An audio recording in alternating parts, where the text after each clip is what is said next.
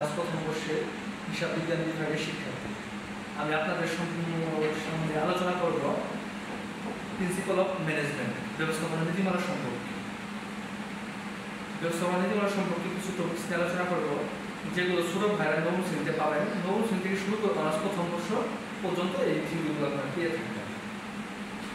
ব্যবস্থাপনা কাকে বলে?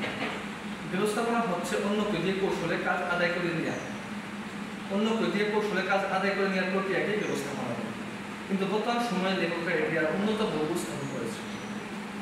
ব্যবস্থাপনা হচ্ছে ধারাবাহিকভাবে কতগুলো কাজের সমষ্টি, যেমন পরিকল্পনা প্রণয়ন, সংগঠিতকরণ, কর্মী সংস্থান, পেশনা, সমন্বয় সাধন, নিয়ন্ত্রণ এবং নেতৃত্ব দান। এখন এই সমন্বয় ব্যবস্থাপনার এই সমন্বয়গুলো নিয়ে আলোচনা করব। পরিকল্পনা কাকে বলে? পরিকল্পনা হচ্ছে ভবিষ্যৎ কার্যক্রমের দিক নির্দেশনা। কোনো কাজ কখন কিভাবে করবে তা আগে নির্ধারণ করাকে পরিকল্পনা বলে। যেমন আমি আগামীকাল একটি কাজ করব, যেমন আগামীকাল ঢাকাতে আমি পণ্য কিনতে যাব, ওর জন্য পরিকল্পনা করতে হবে। আগামীকাল আমি কিভাবে যাব,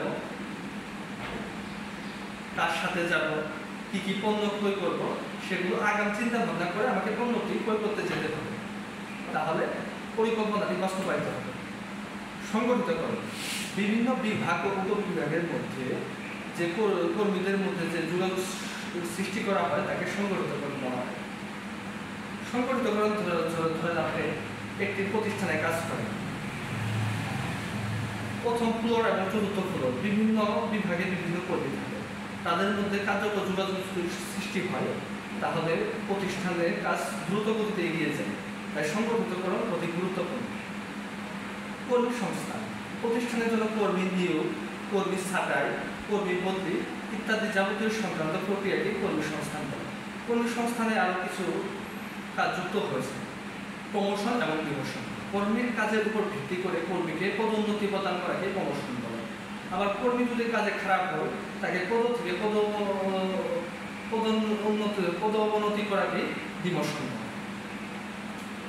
তাই কর্মী কাজের উপর ভিত্তি করে কর্মী সংস্থান অতি গুরুত্বপূর্ণ বিবেচনা করা হয়। সমন্বয় সাধন, সমন্বয় বিভিন্ন বিভাগ ও উপবিভাগের মধ্যে যোগাযোগ স্থাপন করাই হচ্ছে সমন্বয়। কর্মীদের মধ্যে যোগাযোগ করাই হচ্ছে সমন্বয় সাধন। কর্মীদের কাজের প্রতি আগ্রহ এবং উৎসাহ করার প্রক্রিয়াকে পেশনা। পেশনা অনুযায়ী কাজ করলে কর্মীরা খুব কাজে আনন্দ বোধ মনে করে, কারণ কর্মীদের কোনো চাপ থাকে না, তারা তাদের মন মতো কাজ করে পেশনা পেয়ে তারা তাদের অধীনস্থকে আপন ভাবতে শুরু করে। তাই পেশনা অতি গুরুত্বপূর্ণ।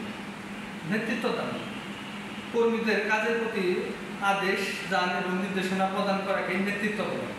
নেতৃত্ব অতি গুরুত্বপূর্ণ, কারণ একজন সফল নেতা যদি ভালোভাবে নেতৃত্ব দিতে পারে তাহলে তার অধীনস্থরা সঠিকভাবে কাজ করতে পারে। নেতৃত্বকে অতি গুরুত্বপূর্ণ বিবেচনা করা হয়। নিয়ন্ত্রণ, পরিকল্পনা অনুযায়ী কার্য সম্পাদন হচ্ছে কিনা তদারকি করা, ত্রুটি বিচ্যুতি নির্ণয়, প্রয়োজনীয় সংশোধনমূলক ব্যবস্থা গ্রহণ করাকে নিয়ন্ত্রণ বলে। আপনার পরিকল্পনা অনেক ভুল থাকতে পারে, আর পরিকল্পনাটি হচ্ছে খুব বুদ্ধিদীপ্ত কাজ। পরিকল্পনাটি আপনি প্রথমে করলেন, এটি ধরেন অনেক ধাপ পেরিয়ে আসতে হবে। পরিকল্পনা সফল করার জন্য আপনাকে নিয়ন্ত্রণ অতি গুরুত্বপূর্ণ, আর পরিকল্পনা সঠিক বাস্তবায়ন করতে হলে নিয়ন্ত্রণ করতেই হবে। পরিকল্পনা ভুল ত্রুটি থাকতেই পারে, তার নিয়ন্ত্রণের মাধ্যমে সংশোধন করা হবে। ধন্যবাদ সবাইকে আমার এই বিষয়গুলো শোনার জন্য।